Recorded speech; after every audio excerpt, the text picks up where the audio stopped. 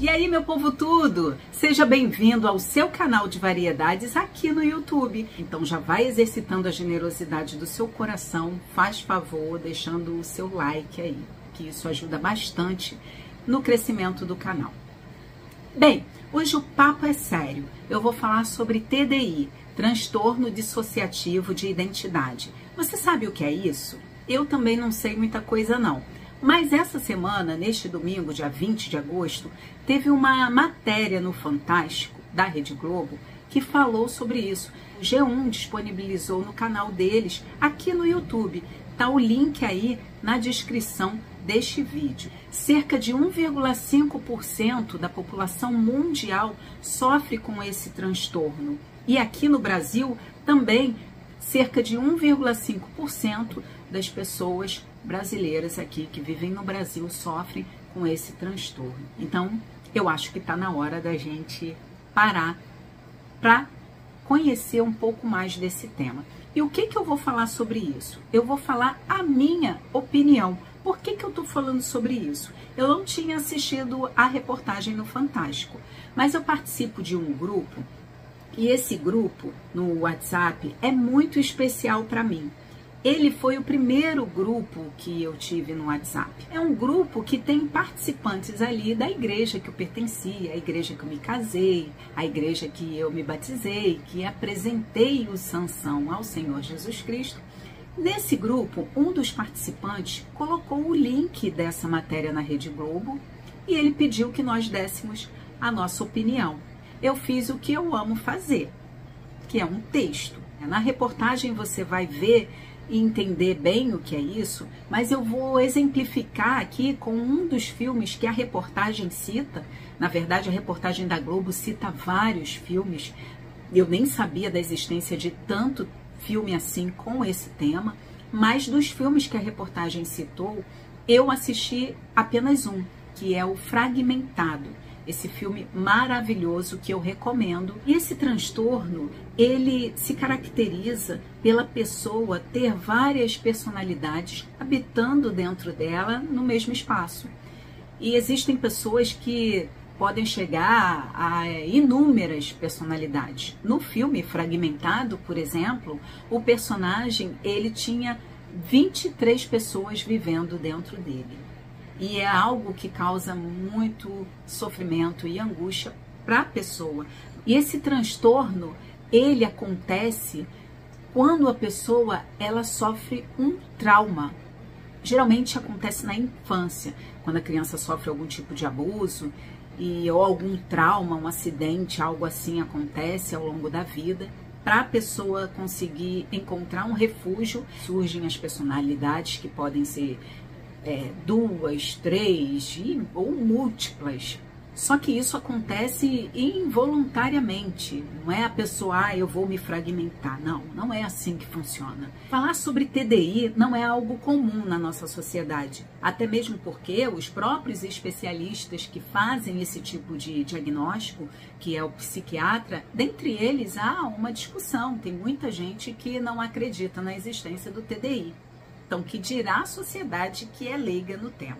E o texto que eu escrevi é sobre o que eu penso a respeito disso dentro do universo religioso cristão protestante, que é o universo que eu comungo. Então, vamos ao texto.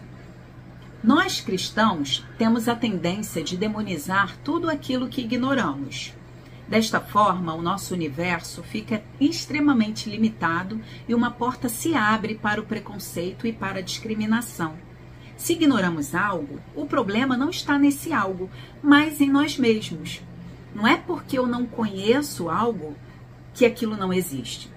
Se as coisas só existissem em função daquilo que eu acredito, o mundo seria o quê? Caberia dentro de uma caixinha, né? Aceitar as doenças físicas como algo natural e inerente ao ser humano e negar a existência de doenças mentais, atribuindo-as a ações demoníacas, não é justo e nem tampouco sensato.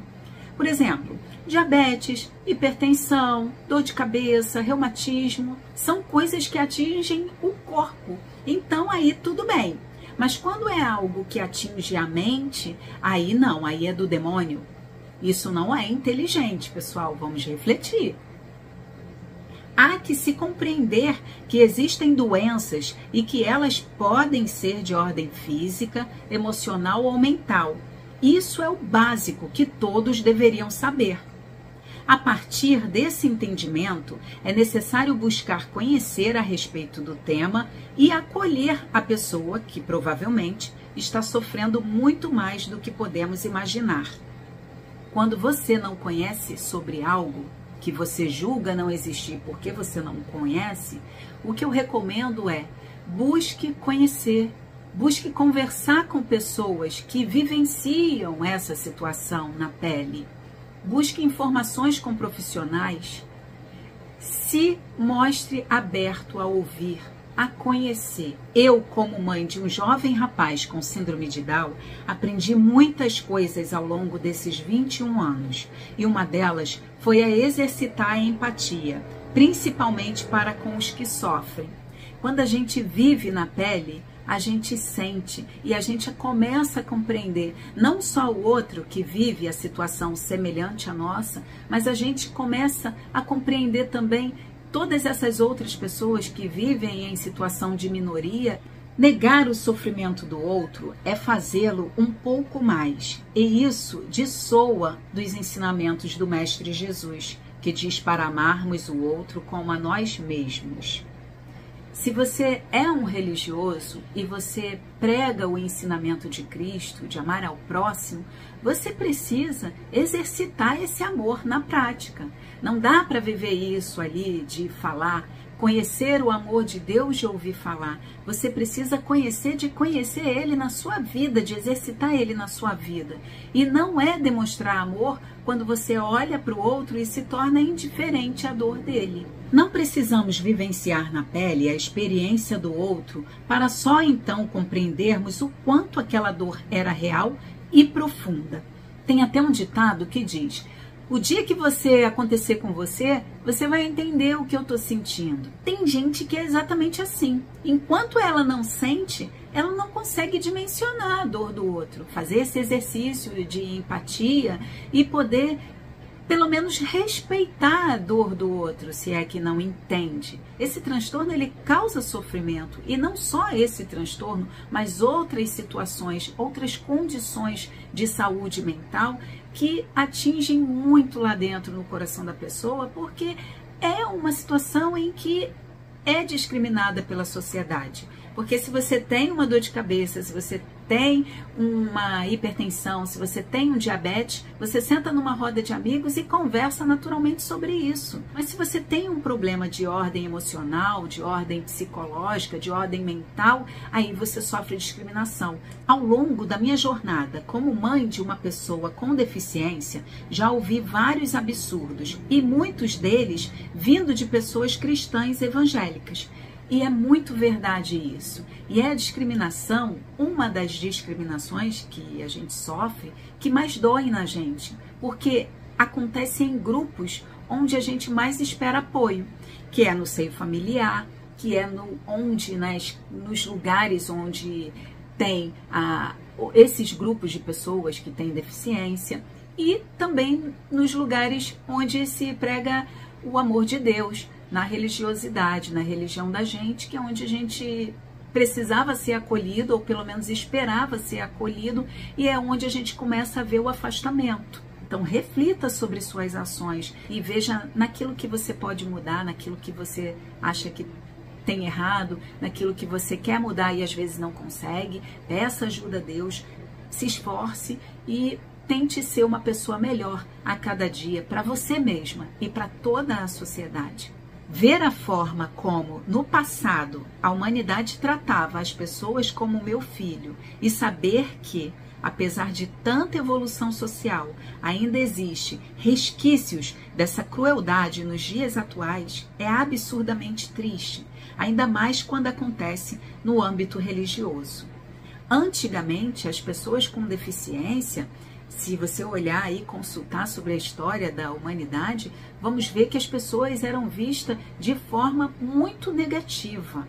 As pessoas com deficiência, principalmente as deficiência mental, elas eram mortas, elas eram abandonadas, elas eram jogadas de precipício, ou quando sobreviviam, elas eram tratadas como divertimento, como a escória da sociedade. Eram consideradas subpessoas, não eram consideradas humanas. E muitas eram consideradas como castigo, como alvo de possessão demoníaca. Tudo isso acontecia lá atrás. Você está assustado? Mas isso aconteceu de verdade.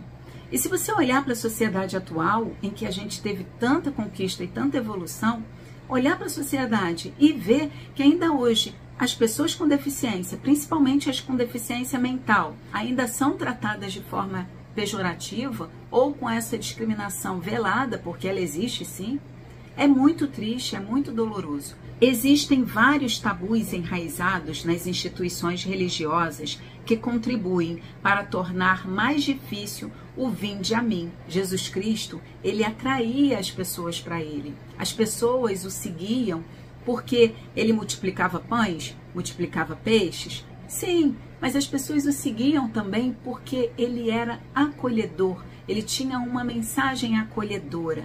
Tanto que ele foi muito criticado por muitos na época dele, por ele se juntar a pessoas que eram discriminadas pela sociedade, prostitutas, ladrões. Exercitemos mais o compreender e ajudar, e menos o julgar e condenar. É disso que precisamos. Fica aí a dica para você que está me assistindo. Busque conhecimento. Se você não tem tempo para buscar conhecimento, ao menos respeite. Respeite a dor do outro. Seja empático. Ofereça ajuda. Um beijo no coração de vocês todos.